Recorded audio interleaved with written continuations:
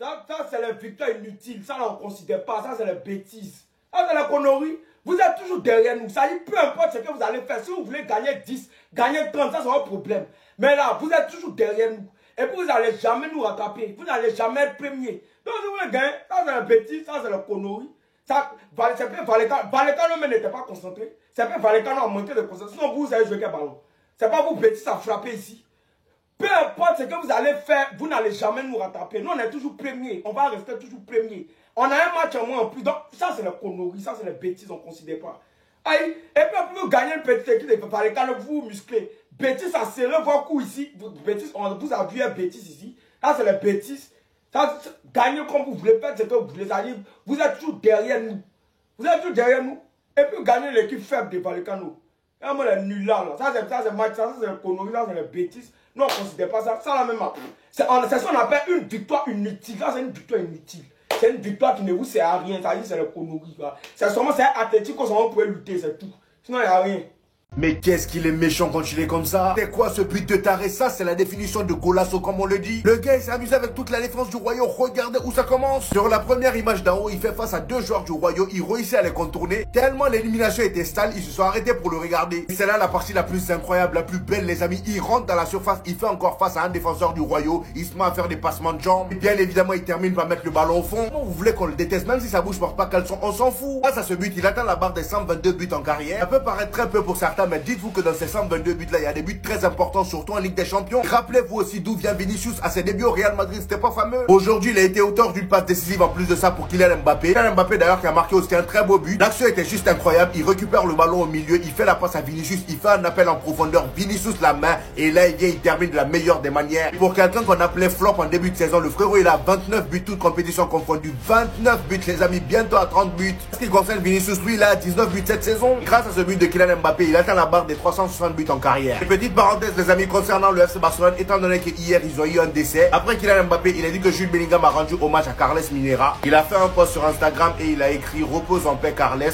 tout mon amour pour ta famille et tes amis. Mais vous auriez pas pu faire un faux pas comme vos frères de Madrid? L'Atlético Madrid qui a perdu 2-1 contre Getafe avec un carton rouge de Correa qui sera pas là contre le Barça la semaine prochaine et De Paul qui est peut-être blessé. Le Real s'impose aujourd'hui contre le Rayo Vallecano 2-1 à domicile. Comme d'habitude, c'est même fatigant de dire la même chose chaque semaine. Heureusement que les individualités ont brillé. Avec un premier but de Kylian Mbappé sur un compte favorable, il allume le gardien. Un deuxième but de Vinicius qui s'est créé tout seul. Il a fait un véritable carnaval sur son côté. Il a d'ailleurs fini homme du match ce soir et c'est mérité. Mais juste ce que je trouve dommage, moi personnellement, c'est que tu sens que Vinicius, il a cette pression d'Mbappé. C'est-à-dire que le but qu'il met aujourd'hui, c'est les actions qu'il doit beaucoup plus tenter. Parce que plusieurs fois, il va t'éliminer des joueurs. Et je trouve qu'il est beaucoup trop altruiste envers Kylian Mbappé. Après, c'est qu'une impression. L'Atlético passe donc 3e, sachant qu'on a un match en moins. On reste quand même premier du championnat. Ce qu'il faut pas oublier, c'est qu'on affronte l'Atlético la semaine prochaine, donc le faux pas sera interdit. Mais je suis quasiment sûr qu'on finira premier de Liga. La semaine prochaine, il y a des gros matchs. Le Real affronte Villarreal à l'extérieur. Nous, on se déplace contre l'Atlético. Et après, il y aura une trêve. Sinon, vous les gars, vous en pensez quoi? Ramenez-nous sur Snap, on s'ennuie. Waouh!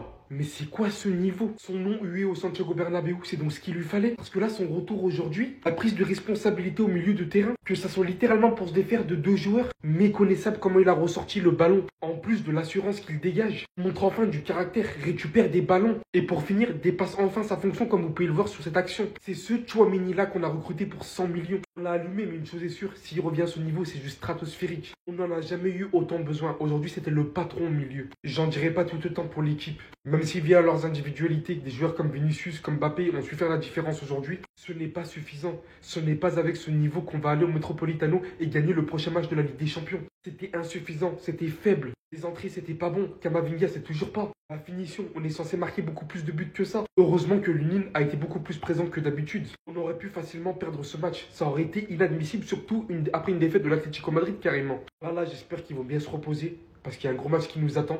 On participe bel et bien encore à toutes les compétitions, tout est encore possible. Mais là, franchement, va falloir clairement être beaucoup plus fort que ça. Je vous jure que Dieu est barcelonais. Dieu, il est barcelonais. Comme il sait qu'on est en deuil. Il sait que le match a été reporté. Aujourd'hui, Atlético qui a gagné pour devenir premier, pour prendre la tête, a perdu. Je reprends encore. Atlético qui devait gagner pour prendre la tête, a perdu. Il y a des questions?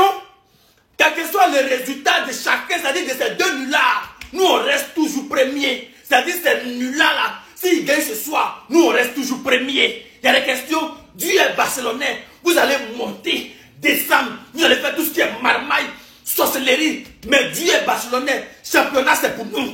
Atlético a perdu. Qu'est-ce que tu vas dire encore? Qu'est-ce que tu vas dire? On est couché à la maison, on rompt, on est en train de mougou, et puis on reste toujours en tête.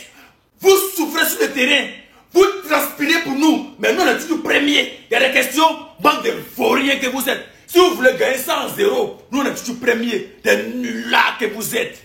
Comment, même comme ça, ils n'ont pas réussi à gagner? Mais ce que je me demande par-dessus encore plus, c'est qui a cru que le championnat était fini? Pour faire simple, dites-vous qu'à ce moment précis, alors que le score était littéralement de 0-0, l'Atlético Madrid a bénéficié d'un penalty gratuit. Belle comédie selon Archivo VAR. David Soria arrête un tir et le ballon touche la main de son défenseur après le rebond, alors qu'il l'utilise pour se protéger. À aucun moment donné, cela devait être un penalty et pourtant, ils se sont vus accorder. Mais vu qu'il y a une justice, Correa vient prendre un carton rouge quelques minutes après. Il a mis un shoot directement sur la cheville de son adversaire, ce qui a directement provoqué le carton rouge, l'expulsion logique. Et que par la même occasion d'ailleurs, manquera le prochain match contre le FC Barcelone, si je me trompe pas le week-end prochain, donc franchement ça fait leurs affaires. Pur étaffé comme des bonhommes qui viennent à la fin inscrire 2 buts normaux comme si de rien n'était. Et gagner ce match par la même occasion, même pas de nul pour l'Atlético Madrid. Ce qui veut dire qu'en cas de prochaine victoire du Real Madrid, on passe logiquement du coup devant l'Atlético Madrid, donc tout à l'heure. On passera à 57 points, eux ils sont à 56, donc un point de plus que eux, on serait littéralement deuxième. À la même hauteur du Barça, mais qui eux, avec l'incident qui s'est déroulé, auront un match en moins.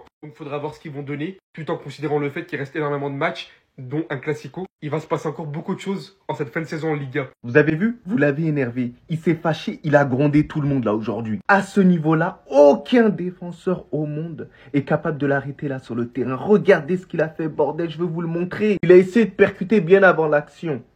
Mais après ça, il s'est dit, mais bordel, je suis Vinicius. Je suis quand même l'un des meilleurs joueurs au monde. Et en plus, individuellement, je suis quasiment le meilleur dribbleur au monde. Donc il se retourne, il élimine de manière facile. T'as vu? Il a même pas senti. Voilà, il a même pas calculé, de manière arrogante même. Par la suite, il vient provoquer le défenseur. Le défenseur, il est déjà en train de craquer son slip, les gars. Il te met 18 passements de jambes. Oui, 18 passements de jambes, j'en ai rien à faire. Peut-être que j'en fais trop, mais il en met 18 dans mes yeux. Et la finition clinique de la part de Vinicius, les gars. C'est pour ça que je reste dans son train, les gars, à mort. Alors, les gars, c'est vrai qu'il a eu pas mal de difficultés, Vinicius, en ce moment. Voilà, il marquait pas énormément.